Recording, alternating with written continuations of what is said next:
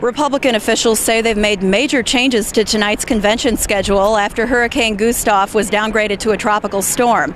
President Bush is speaking via satellite after announcing last week that he would neither attend nor speak at the convention because of the hurricane. And his former opponent from 4 years ago, Senator Joe Lieberman, is also speaking to endorse John McCain. Republican officials say this is the first time in the party's history that a non-member of the Republican Party has spoken to endorse their candidates. Reporting live from St. Paul, I'm Amanda Adams. You better think twice before having that next large fry.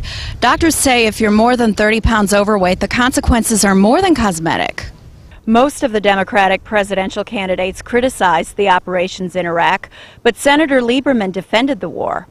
Now, a new type of glucosamine has been invented here at Cargill Industries in Eddyville, Iowa. Iowa Governor Tom Vilsack joined 4 different Democratic presidential hopefuls at his annual family picnic in Mount Pleasant. Vilsack says Democratic presidential candidates who wish to perform well in next year's caucuses need to speak passionately about the issues. I think Democratic candidates in particular, campaigning in the heartland, have got to have a rural message.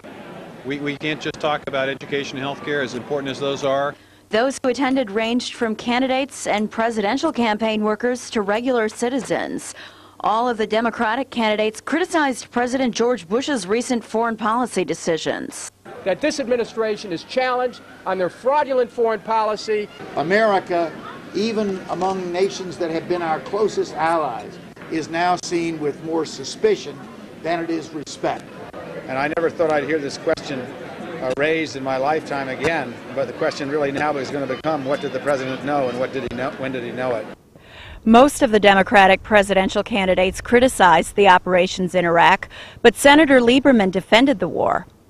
Our military did what was right in overthrowing Saddam, and the American people are safer as a result of it.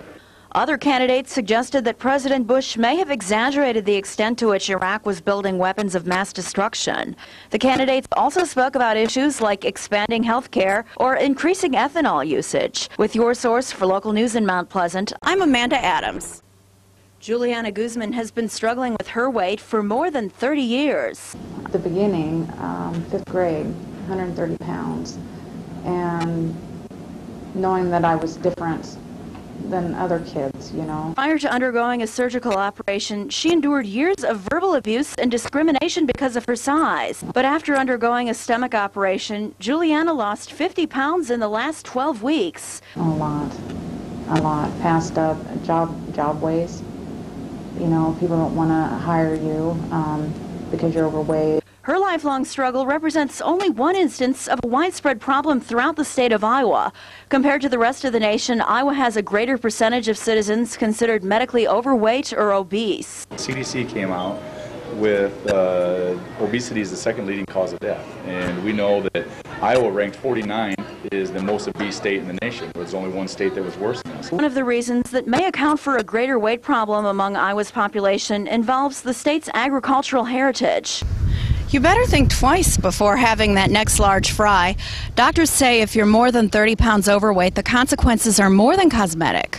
The most common cardiovascular problems that I deal with in these individuals is that of an elevated blood pressure, diabetes mellitus, increased incidence of heart disease, heart attacks. Statistics from the Iowa Department of Public Health also show that Iowans consume fewer fruits and vegetables than the rest of the nation. That's an erroneous impression that a lot of people have. Being overweight and obese is a growing problem in this country. With your source for local news in Southeast Iowa, I'm Amanda Adams. Around 100 people turned out at the Iowa Bioprocess Training Center in Eddyville for the unveiling of a new medical supplement to treat arthritis. Iowa Governor Tom Vilsack congratulated Cargill Industries officials as they unveiled their new product, RegeneSure. Because I think this particular facility reflects what we need to do more of in our state. Until recently, all glucosamine was made from a type of shellfish, but some arthritis sufferers had allergic reactions to that. Now, a new type of glucosamine has been